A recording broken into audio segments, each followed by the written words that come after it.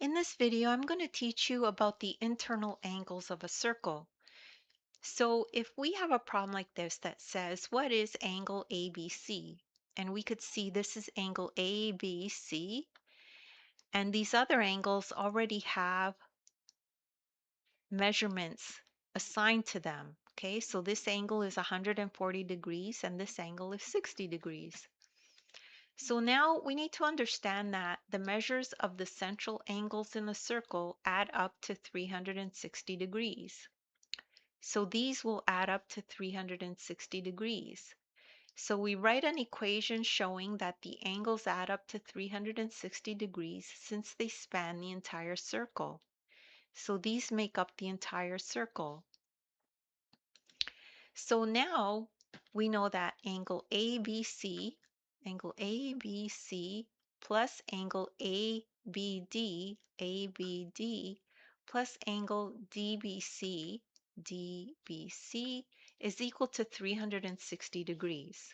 Okay, so now we could just substitute the numbers we know.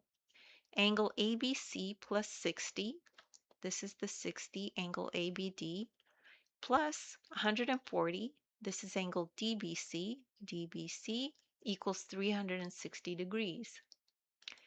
So now we can combine these and we get angle ABC plus 200 equals 360. Now we can subtract 200 from both sides of the equation so we could get this on its own and find out what it equals. So let's do that, and we get angle ABC equals 160 degrees.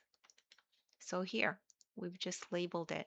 And that's it. That's all there is to that kind of problem. And don't worry if you don't understand that right away. You could just rewatch the video.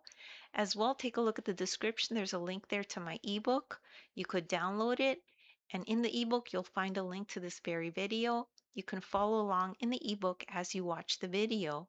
As well, in the description, you'll find links to other videos of mine that are similar to this. You could check those out if you need extra help.